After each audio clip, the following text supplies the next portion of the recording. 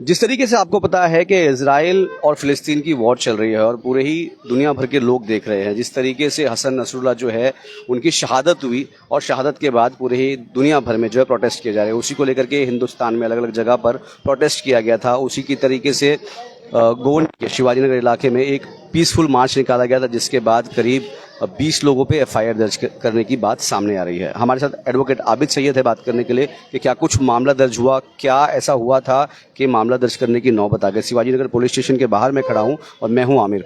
आबिद जी बताइए कि क्या मामला हुआ था, क्या सारी चीज हुई थी जो जाकर के एफआईआर दर्ज हुई, कितने लोगों पे एफआईआर दर्ज हुई और क्या सारी चीजें सामने आई है। आमिर भाई देखिए, 2 तारीख को एक एफआईआर इन्होंने रजिस्टर किया है। आपको पता ही होगा कि हिजबुल्लाह की जो शहादत थी, तो उसको लेके लोगों ने यहाँ पे एक पीसफुल प्रोटेस्ट ऑर्गेनाइज किया था कि लोगों की जो भावना थी, जो हम देखो ये हिजबुल्लाह जो एक ऑर्गेनाइजेशन है जो फलस्तीन फ्री का नारा देता है और फलस्तीन को फ्री करने के लिए लड़ रहे हैं, और उनकी शहादत थी और बहुत गलत तरीके से उनको शहीद किया गया था।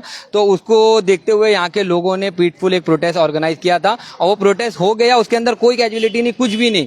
बट आज पता चलता है कि 2 ही तारीख को यहाँ की शिवाजी नगर जो पुलिस स्टेशन है उन्होंने उनके ऊपर एफआईआर रजिस्टर कर दिया है और इसके अंदर 8 लोगों का नाम डाला है। 20 से 25 अननोन पर्सन इन्होंने। कौन कौन लोगों के नाम? अभी इनके अंदर मैं आपको नाम पढ़ के बता देता हूँ, 1 मिनट। इसके एक नंबर पे नाम जो लिखा है इन्होंने, 1 मिनट जस्ट आ सके ना, पेज किधर गया, टोटल कितने लोगों पे एफआईआर दर्ज हुई? नंबर पे दिया है। इसके अंदर सैयद बाबू भाई हैं, फिर इसके बाद एडवोकेट इब्राहिम शेख है और जावेद सैयद और सगीर शेख, ठीक है। और 1 मिनट नेक्स्ट पेज पे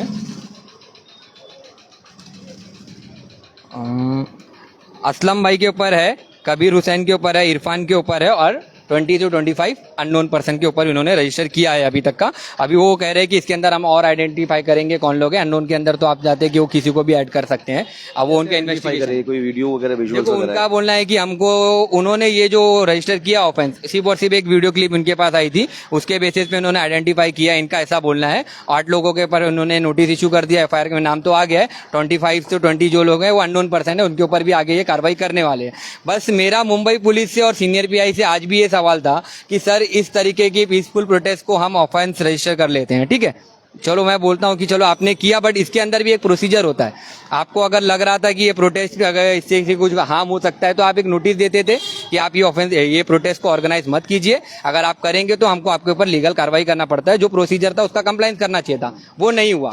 और सेकंड आपको मैं वही बताता हूँ कि अभी सेकेंडरी अभी पता चला होगा आपको कि एक यूसुफ अबरानी का क्या नाम है, यूसुफ अंसारी का एक सर्कुलेट हुआ था वीडियो। उस चीज में भी ये बोलते हैं कि हमने कोई ऑफेंस रजिस्टर नहीं किया, बट उनके लोगों को उनके घर पे जाके लोगों को अरेस्ट कर रही है मुंबई पुलिस। ये भी मुंबई पुलिस की अकाउंटेबिलिटी पे क्वेश्चन है, ठीक है। और थर्ड मैं आपको बताता हूं कि अभी रिसेंटली हेट कमेंट इतने बढ़ते जा रहे हैं, हेट रेट, जैसे कि रामगिरी बाबा का इंसिडेंट हो या कल एक बाबा ने हेट स्पीच दी है, और नीतीश राणे के कंटिन्यूअसली गोंडी को बांग्लादेशी, मतलब मानपुर शिवाजी नगर को तो बांग्लादेशी घोषित कर दिया उन्होंने, मगर उसके ऊपर कोई कार्रवाई नहीं, कोई ऑफेंस रजिस्टर नहीं होता है। मगर इस तरीके के ऐसे कोई अगर पीसफुल प्रोटेस्ट होते हैं तो तुरंत एफआईआर कर देते हैं। तो ये मुंबई पुलिस का साफ साफ 2 चेहरा दिखाई दे रहा है। यहाँ पे डिस्क्रिमिनेशन हो रहा है हमारे साथ, देखा जाए तो सीधा सीधा टारगेट करके, अगर मुसलमान, मैं बोलूंगा माइनॉरिटी कम्युनिटी को ही टारगेट किया जा रहा है कि अगर वो अच्छा काम भी कर रहे हैं तो उनके ऊपर एफआईआर रजिस्टर करना है। और जो हेट फैला रहा है, जो नफरत फैला के जिनके ऊपर इतने सारे एफआईआर हो चुके हैं, जिनको तो मेरे को लगता है कि उनको तड़ी पार करना चाहिए, मगर उनको तड़ी पार तो छोड़ो, उनको अरेस्ट तक नहीं कर रहे हैं। क्या वजह है कि नीतीश राणे जो करीब उनके पास काफी सारी एफआईआर दर्ज हुई और फिर उसके बाद रामगिरी महाराज के खिलाफ एफआईआर दर्ज हुई, लेकिन अरेस्ट नहीं क्यों इस तरीके से 2 कानून देखने को मिल रहे हैं? अब नीतीश राणे जी का तो उन्होंने अपने स्टेटमेंट में बोला है कि मेरा बॉस जो सागर बंगले पे बैठता है, तो सागर बंगला है तो आपको भी मालूम है होम मिनिस्ट्री चला रहे हैं। और रामगिरी बाबा की बात करूं तो उनको तो हमारे जो चीफ मिनिस्टर है वो खुद बोलते हैं कि मेरी सरकार उनके ऊपर चल रही है, उनको बाबा को कुछ बोलना नहीं चाहिए। तो आप समझ सकते हैं कि इनको सपोर्ट कौन कर रहा है, वो तो दिखने में आ रहा है ना, वो छुपा ही नहीं है किसी से, वो मुझे भी पता है, आपको भी पता, सबको पता है। तो ये सरकार का इंटेंशन नहीं है, सरकार ये खुद चाह रही है, ये सरकार का बनाया जो हो रहा है ना, ये सरकार करा रही है। जो मौजूदा सरकार के सब इंसिडेंट है, ये सब प्री प्लान्ड है। अच्छा, क्या कहेंगे आतिफ शेख आप हमारे साथ है कि जिस तरीके से चीता कैंप में भी कल नीतीश राणे आए थे और जो जहर उगलने का हमेशा से ही वो काम करते हैं, तो इस बार भी वही हुआ? सबसे पहले तो आमिर भाई मैं ये बोलना चाहता हूँ कि अभी जो एफआईआर हुई है, मैं मुंबई पुलिस की बहुत रिस्पेक्ट करता हूँ और सारे लोग रिस्पेक्ट करते हैं। मैं मुंबई पुलिस को मैसेज देना चाहता हूँ कि आप सरकार के दबाव में काम मत करो। एक तरफ नीतीश राणे इतना भड़काऊ भाषण देता है, लोगों की भावनाओं के साथ खेलता है और बहुत गलत बयान करता है, उसके ऊपर आप एफआईआर ले रहे हो, उसको अरेस्ट नहीं कर रहे हो। और एक तरफ जो पीसफुल प्रोटेस्ट जो निकाले थे हमारे जो हसन नसरुल्लाह जी जो शहीद हुए, तो उनके लिए पीसफुल प्रोटेस्ट निकाले थे, उनके ऊपर आप एफआईआर ले लेते हो। जबकि एक कैंडल मार्च उन्होंने निकाले थे, कुछ ऐसा उसमें कोई इंसिडेंट भी नहीं हुआ, चुपचाप उन्होंने निकाले और चुपचाप फिर अपने अपने घरों पर चले गए। तो ये जो भेदभाव हो रहा है, ये भेदभाव सही नहीं है और इससे मुंबई पुलिस की जो है इमेज पर फर्क पड़ रहा है। तो मेरी उनसे रिक्वेस्ट है कि इस तरह नहीं होना चाहिए। और दूसरा जो नीतीश राणे है, मैं नीतीश राणे को एक मैसेज देना चाहता हूं कि हम जितने भी यहाँ पर हिंदू मुस्लिम भाई सिख ईसाई सारे लोग मिलजुल कर रहते हैं और हमें बांटने की कोशिश मत कर। तेरे को अगर पर्सनली कुछ करना है तो पर्सनली कर, तेरे ऊपर लेके कर, पब्लिक के ऊपर मत आ कि ये ऐसा है वो वैसा है। तेरे को अगर लड़ना भी है ना तो लड़ने के लिए भी तू अकेले आ। तेरे को अगर किसी से लड़ना है ना तू अकेले आ जा। मेरा नाम आतिफ शेख है, ठीक है, मेरा नाम आतिफ शेख है। तेरे को लड़ना है ना, ऐसे मेरे और भी बहुत सारे भाई है, मेरे हिंदू भाई भी है जो तेरे स्टेटमेंट की वजह से जिनको भी बहुत बुरा लगता है, क्योंकि हमारे बीच में ना बहुत मोहब्बत है। मैं मेरे हिंदू भाइयों के लिए जान दे सकता हूँ, ठीक है, हमारी वैसी मोहब्बत है, वैसी दोस्ती आ रही है। तो हमारे बीच में दरार मत पैदा कर। तेरे को लड़ना है तो डायरेक्ट आ और अकेले आ। पब्लिक को आपस में गुमराह मत कर और पब्लिक को बीच में भेदभाव मत पैदा कर, पब्लिक के बीच में नफरत मत पैदा कर। ये बहुत गलत कर रहा है तू। तो बोलते हैं कि मस्जिद में घुस करके मारेंगे। मस्जिद में घुस के उसकी औकात नहीं है। अब इसको क्या बोलूं मैं, ना मस्जिद में कोई घुसेगा ना मंदिर में कोई घुसेगा। हम इंसानियत वाले हैं, हमारा दीन हमारा इस्लाम हमें इंसानियत सिखाता है, हर धर्म की इज्जत करना सिखाता है। ना किसी को मंदिर में घुसने देंगे और ना किसी को मस्जिद में घुसने देंगे और ना किसी को किसी गुरुद्वारे में घुसने देंगे। हम हर नफरत फैलाने वालों के खिलाफ लड़ेंगे, चाहे वो कोई भी धर्म का हो, कोई भी जात का हो, हम हर किसी के खिलाफ लड़ेंगे। और ये जो नफरत फैला रहा है, इसकी पर्सनल दुश्मनी, इसके बाप की पर्सनल दुश्मनी है। ये लोग इतने सालों से जिस पार्टी ने इनको बनाया, ये उसके नहीं हुए, ये उस पार्टी के नहीं हुए। जो इतने बड़े इंसान थे जिन्होंने इनको आगे लेकर आए, ये उनके नहीं हुए, ये उनके वफादार नहीं है। 4 पार्टी बदल के अब ये बीजेपी में आ गए, तो ये जब किसी पार्टी के नहीं है तो ये लोगों को कैसे होंगे? इनका काम ही नफरत फैलाना है। और मेरी सरकार से भी अपील है कि सरकार ऐसे लोगों के ऊपर है ना कार्रवाई करे। आप गलत मैसेज दे रहे हो, आप भेदभाव पैदा कर रहे हो लोगों में। देखो, आप सरकार बचाने के लिए इस तरीके का काम मत करो, आप इंसानियत के हिसाब से सरकार बचाओ। आप काम करो, लोगों की खिदमत करो, आप लोगों का भला करो। आप सरकार बचाने के लिए आज जिस तरीके का महाराष्ट्र में माहौल बन रहा है, हम लोग यूपी बिहार में बाकी स्टेट में सुनते थे हमारा महाराष्ट्र हमारी जान है, हमारी मुंबई हमारी जान है। हम इसको बचाने के लिए और यहाँ के माहौल को सही रखने के लिए हर वो कदम उठाएंगे और हर वो जंग लड़ेंगे जो हम लड़ सकते हैं, चाहे वो लीगली हो चाहे जिसी भी तरीके से हो। हमको कोर्ट जाना पड़ेगा, हम कोर्ट जाएंगे। पुलिस से भी मेरी अपील है कि ऐसे लोगों को अरेस्ट करे और इनको बंद करे। आप सरकार के दबाव में काम मत करें, क्योंकि बहुत सारे लोग नाराज है और बहुत सारे फासले लोगों के बीच में बढ़ रहे हैं। उस फासलों को आप कम करो। ये जो ब्रिज बनाने का काम किया जा रहा है कि हिंदू वन साइड हो जाए, मुसलमान एक तरफ हो जाए, ये जो राजनीति की जा रही है बहुत गलत राजनीति है। आप लोग अपनी सरकार बचाने के लिए इस तरीके की राजनीति मत करो। मेरी आपसे रिक्वेस्ट है, अपील है।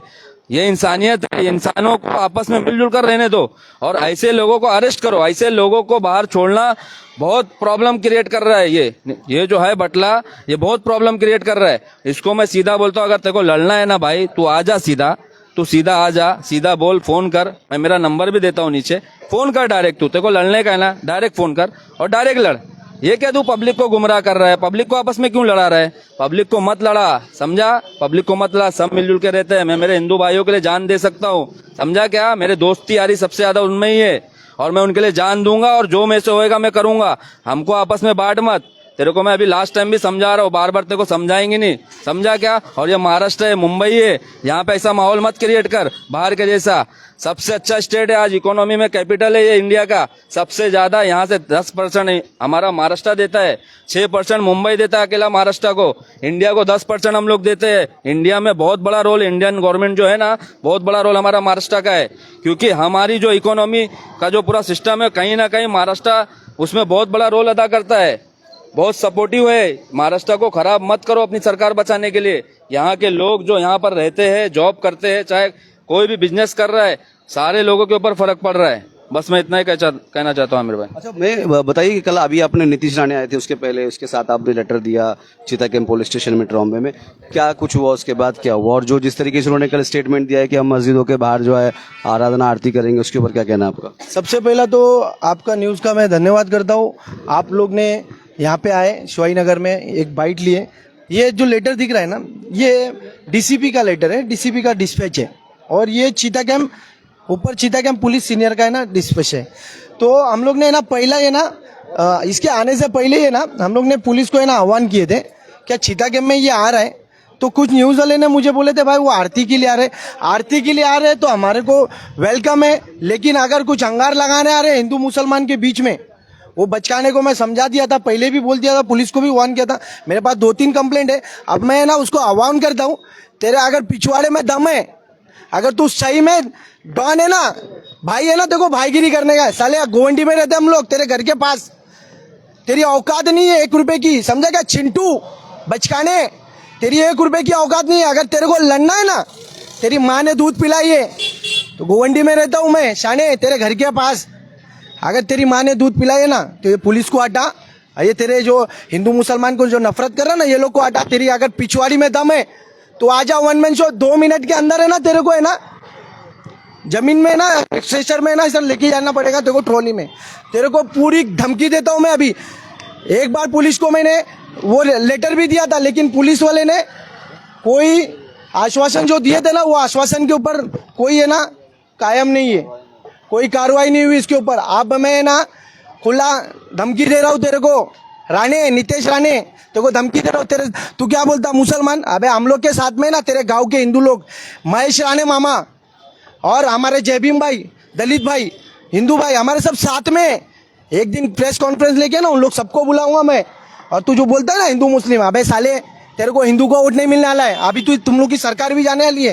ये जो महाराष्ट्र में ये लोग कर रहे हैं ना, ये प्यादे को है ना, ये प्यादे को बचाने को बीजेपी वाले ना इसको है ना माहौल खराब करने के लिए दे रहे। बीजेपी की सरकार नहीं बन रही है महाराष्ट्र में, तो इसको है ना लड़ाई करने के लिए भेजे।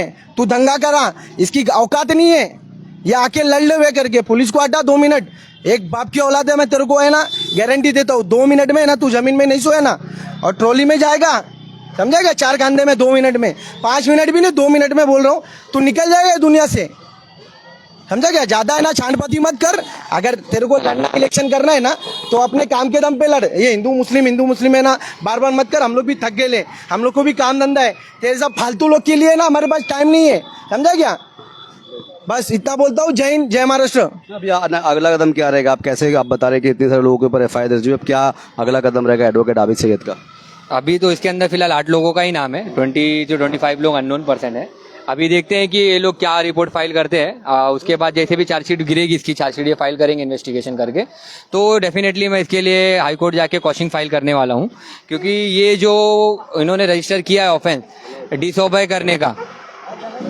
करने का जो सेक्शन इन्होंने इसके अंदर ऐड ऑन किया है एफआईआर के अंदर, वो मुझे लगता है कि एप्लीकेबल ही नहीं है, एंटीवेबल ही नहीं है। क्योंकि इन्होंने अपना जो लीगली नोटिस इन्होंने कुछ दिया नहीं था, हमको कोई कंप्लाइंस नहीं दिया था, हमारे नॉलेज में भी नहीं था। अगर उनको लगता था कि ये प्रोटेस्ट जो है इससे कोई वायलेशन हो सकता है या कोई पीसफुल जो माहौल है वो खराब हो सकता है, तो हमको एक नोटिस देते थे, हमको इससे प्रोटेस्ट करने के लिए लीगली हमारे को बोल सकते थे कि आप इसको कंडक्ट मत करो वरना हम कार्रवाई करेंगे। इन्होंने तुरंत डायरेक्ट कार्रवाई किया, और वो भी बात प्रोटेस्ट होने के बाद, पहले ना कुछ पता चला ना कुछ। अभी क्या कदम रहेगा आगे? कदम डेफिनेटली हम इसके अंदर क्वेश्चन के लिए फाइल करने वाले, हाई कोर्ट में क्वेश्चन के लिए जाएंगे हम लोग, ये केस को क्वेश्चन करने के लिए। तो जिस तरीके से आपने देखा कि प्रोटेस्ट करने के बाद अलग अलग जो सारे सोशल वर्कर थे जिनकी बात आपने सुनी कि किस तरीके से एक मुस्लिम समाज में नाराजगी है, अलग अलग तरीके के लोगों ने बयान दिए, क्योंकि सारा ही गुस्सा उनका उमड़ करके सामने आ रहा है। अभी देखना ये होगा कि किस तरीके से आबिद सैयद जो है बता रहे हैं कि इस पूरे मामले पर जो कोर्ट में जाएंगे और उसको जो एफआईआर है उसको कॉश करेंगे। फिलहाल इसकी सारी अपडेट देने की मैं पूरी कोशिश करूंगा। मेरे साथ बनी रही है नुक्कड़ न्यूज़ पे, मैं आमिर, नुक्कड़ न्यूज़।